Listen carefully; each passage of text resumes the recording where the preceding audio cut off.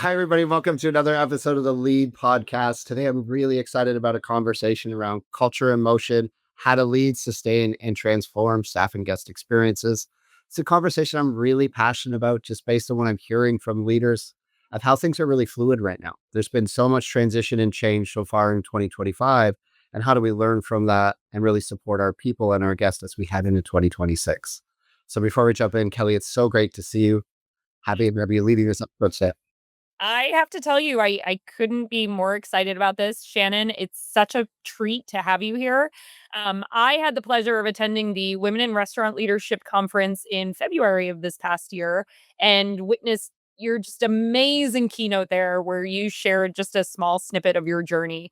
And when I think about leadership and truly as a female thinking about not only taking a seat at the table, but owning that seat at the table and opening up other seats at the table. I think you have had just such an amazing journey. You set the bar so high on that. So thank you for joining us today. We are so excited to have you here. Well, thanks for having me. It feels like so long ago in Nashville, but that was such an incredible event. And the women there, I mean, just I got so much energy out of being in that community.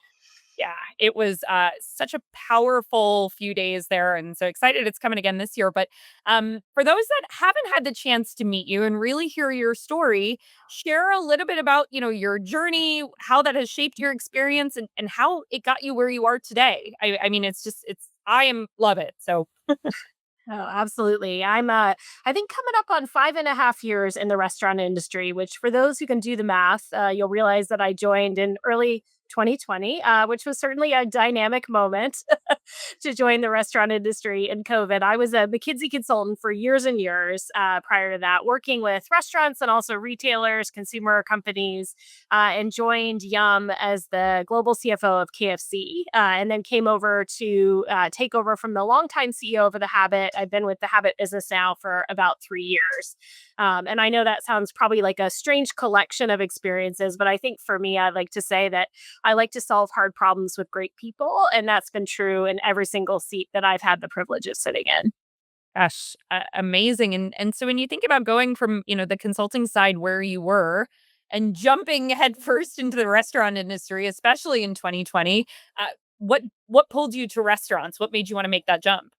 It was a great person at the end of the day. Our new Yum CEO, Chris Turner, is a longtime mentor of mine. He's also a McKinsey alum. And he was the one who called me while I was kind of contemplating this last rung of the ladder in the consulting world and said, I think you should come talk to us at Yum. And then walked into the building, not expecting too much, and walked out a couple hours later and thought, I want to do this. And I think at the end of the day, it was his referral, but it was also the people I met there and how they talked about talent, and how talent could really influence for better in our franchise system.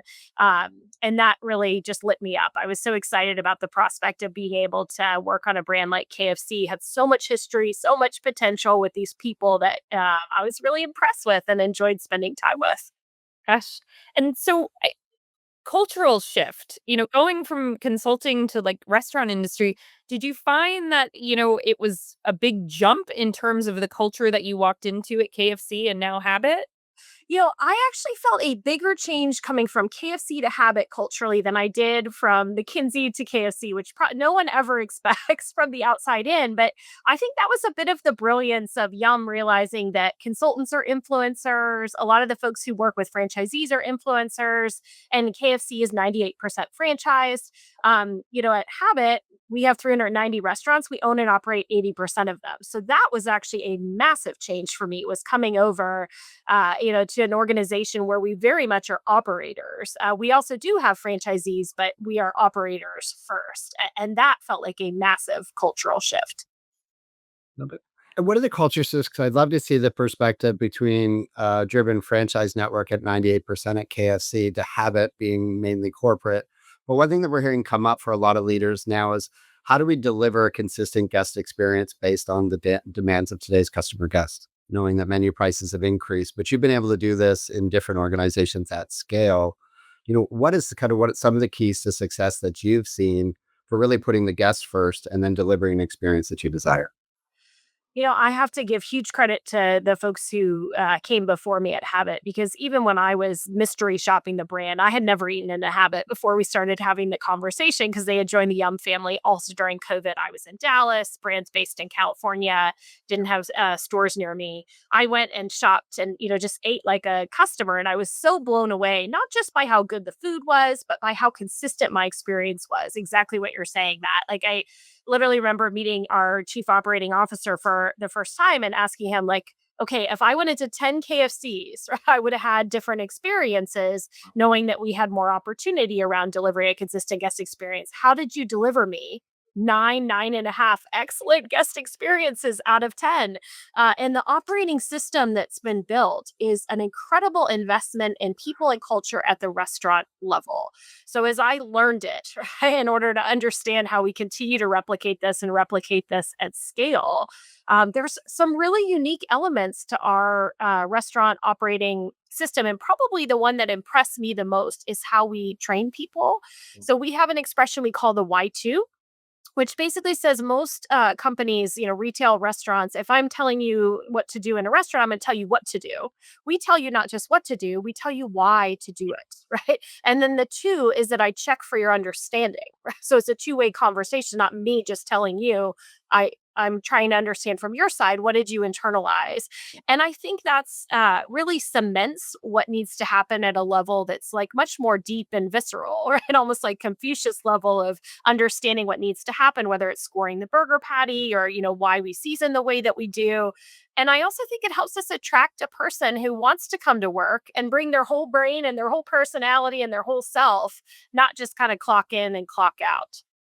I think that's such a powerful piece. Has that always been involved in the culture of the business where there is this two-way dialogue or, from my lens to checking absorption? Like there's so much information we're consuming through our phones, through content, through information now, but they really stop and check, what did you hear? What did you learn here? How long has that been involved in the business? It's been at the restaurant level for years and years and years. I don't know when it exactly originated, but it's more than 15 years old. What actually has become newer for us is taking that restaurant level concept and using it above restaurant level, right? So when I get on the line with the team to explain why we're making a change, I will actually now use the language Y2, right? Here's what we're going to do, but here's the Y2 behind that change. And I spend a lot of time listening back to the team on how it's going. I spend a lot of time thinking about how I build a bridge between where we want to go and where we've been, because I've discovered in our culture, like using the right language is actually really, really important, because it shows the right level of respect, right, for the reason we've done it the way that we have done it all along. And lastly, how long did it take for people to absorb that dialogue? Like, if you hired anybody new where they were resistant towards the feedback or possibly resistant towards providing the feedback? Kelly, before I turn it over to you, I think it's so powerful leaders to hear the belief behind this process, but we got to buy in before we see the impact.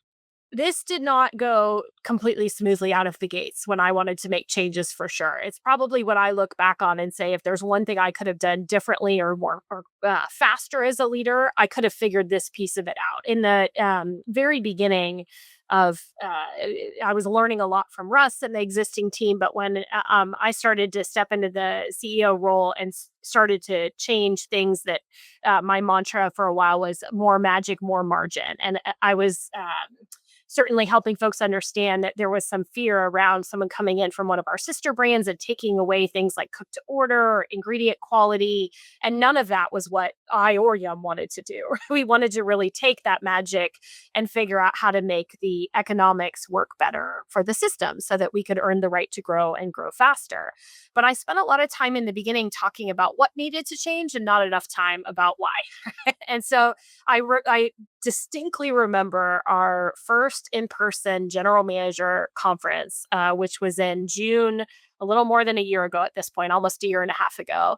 And there was this key moment coming in. We had just changed a bunch of aspects of our labor model coming out of $20 minimum wage. And I knew we had some people who were with us and some that weren't, and some might not ever come, right? So you have to understand that as well. But there was a large number of people that were just kind of still trying to figure out if they really believed, right? They heard what I was saying, that I cared about ingredient quality, that I cared about the quality of what our customers experience, but they were trying to reconcile that with the actions, right? And say, what does she actually really believe? And I spent that entire, like my opening speech, my entire time at that conference, I literally said, everybody else is going to be the head, and I'm just going to be the heart. I'm just going to be the beating heart. I'm not going to talk about any numbers. I'm not going to talk about any strategies. I'm only going to talk about what makes us us and how that's evolving to help us continue to win in the future. And that was a real turning point for me as a leader, but it's not like it's one and done. I have to remind myself of that all the time. That is that is like for any team meeting, if they wanted to play back that last 3 minutes and just spend some time on that. Just we have a lot of restaurant groups that are watching this as part of their internal training and just start looking at leadership lessons. Like there's so much there. There's the self-reflection of what I need to change as a leader and what my role is inside the conversation, and then the consistency of relentless execution. I think all of this is fluid and it changes, but that was really powerful for me. Thank you, Shannon. Kelly, I'll turn it over to you. Yeah, when you think about emerging leadership right now in the space, um, is there anything that you look for, right, that sort of embodies those types of skills or that trainable sort of moment when you're looking at leaders that are trying to come up that you're trying to help sort of carry to that next level? How do you sort of communicate that skill set that you've learned over the last few years? How do you help embrace that with them? I think a lot of what I've been thinking about with my team lately, there are really two things. One is listening, and the second is range. So, on listening, I think a lot of times we come in, we have such big ambitions, and we spend all this time kind of communicating out, right? What it is that we want to do. But all the answers, all the answers of how that needs to get done exist in your team, right? Whether they're a team at the office or your team at the restaurant.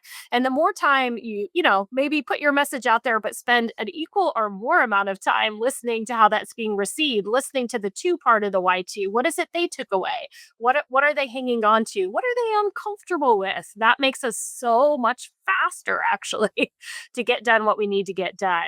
So a lot of what I've been coaching around is listening, being open to feedback. It's also always helpful reminder for myself, right? As you're saying that to do the same. And then the second thing I've been thinking a lot about is range, because in this environment where change is happening so fast, sometimes the leader you need to be this week is not the same as the leader you needed to be last week. And we went through a whole period of our journey that was earning the right to grow. We've now done that. We actually need to grow faster now. And that means more taking of risk, right? More fast action. Some people might call it agile. We call it we believe in better at Habit because we always think we can be even better tomorrow than we were today. And it's been very interesting to watch as I've coached my leaders who's been quicker to pivot, right, from a like kind of one set of leadership style towards the other, and for whom they're still so anchored on the way they've done things, it's a little bit slower to move. But I think resilient leaders will have to have a lot of range. Gosh, and I think something that you touched on, which is so important, is just the history and the legacy of habit, right? There, it's been around for quite some time, so there are some of those practices that it's been built on that are critical to the core. But I'm sure there are things that you're finding that are sort of evolving that you're having to coach those that have seen it over the last few years. Any advice for those that are navigating potentially a brand that has that legacy and kind of coaching that forward? I feel like finding that bridge between the past and the future is really, really critical because there's so many things about the habit that are absolute magic, right? Our food is amazing. Our operating culture, as you mentioned, it's not just consistent. Like you go into our restaurants and there's this vibe. There is this really nice vibe of listening to the kitchen crew, watching how they work together, so helping folks understand that where you're trying to get to is actually just an evolution of what makes a place great. I think that's actually really important. And putting it in the right language that helps people understand. So for us, this whole rallying cry of we believe in better. We listened to our team extensively to come up with that and the pillars underneath it. Better by Char, celebrating our food. Better together, celebrating our team. Better tomorrow. That's about evolving, right? Continuing to evolve and continue to get better.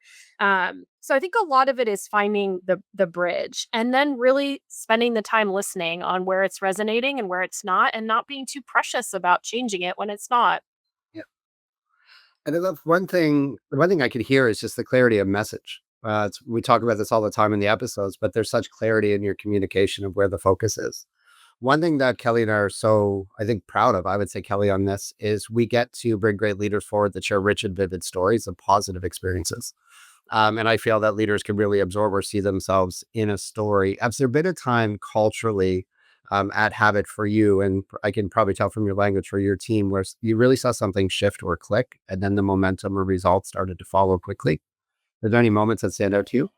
I always say I can feel it before I can see it actually, right? Because what you see before the comp stores pick up or the, flow through improves or whatever it is that you're working on, you cannot start to see the team click. It's almost like a sports team, I think, right? When you watch that they're playing well, the scores will follow. So I always feel like I can actually feel it before I see it. And I think that's that link between a great performing team and just great performance.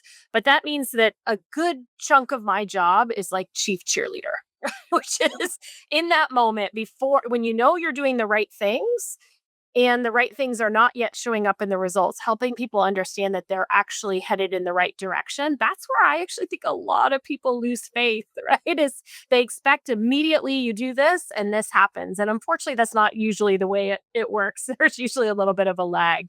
Yeah. I always push leaders that we have to stay consistent for 100 days before we expect consistent execution on the other side. Trying to oversell it a little bit, but how do we stay on message and how do we recognize the positive?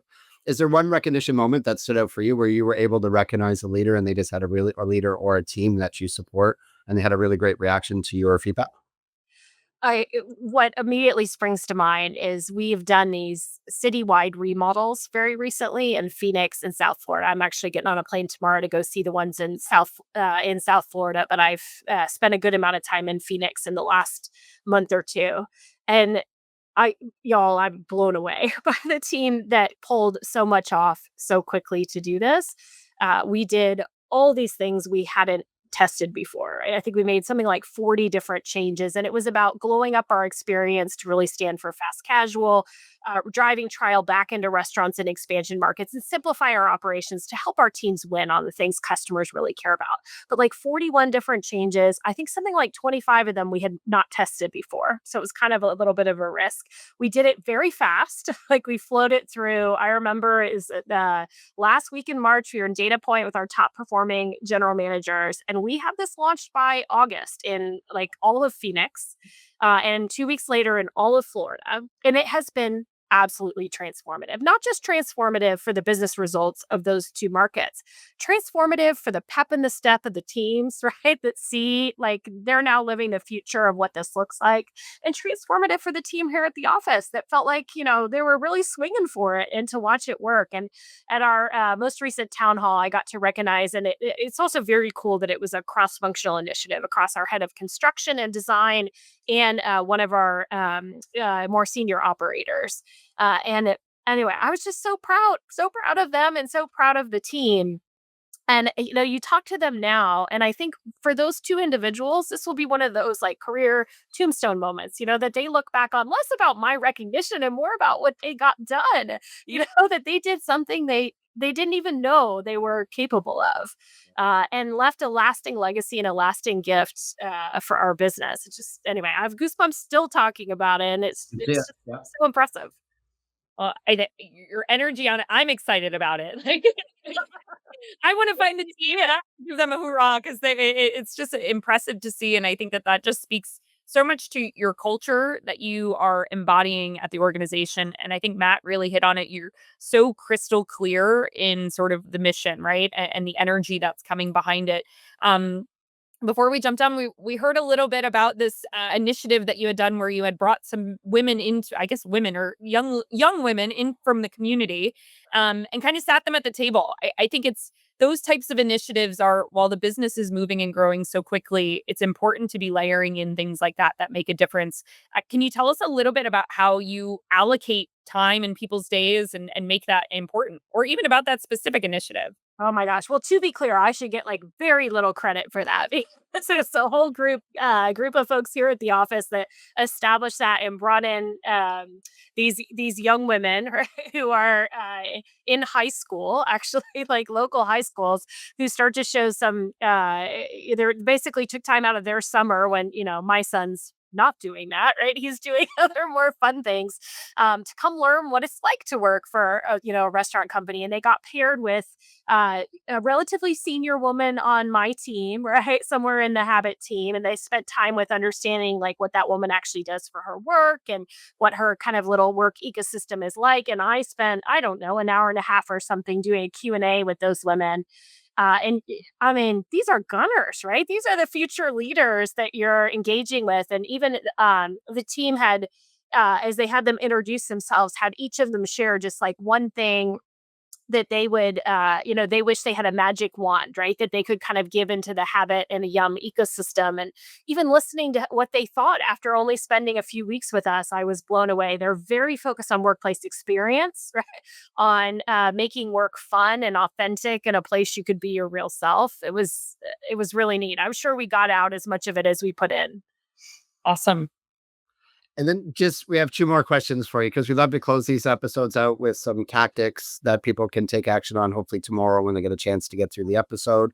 But what are 2 to 3 things you feel a leader can do inside a restaurant today to really spark or create momentum around their culture? I think probably the most important thing for a leader to do to spark momentum around the culture is to really understand it. And I think that takes a lot of time out in the restaurants, out in the field with people who have been there for a while, so that you truly understand the tenets of a culture, which is so much bigger than one individual, right? Or one system or the rest.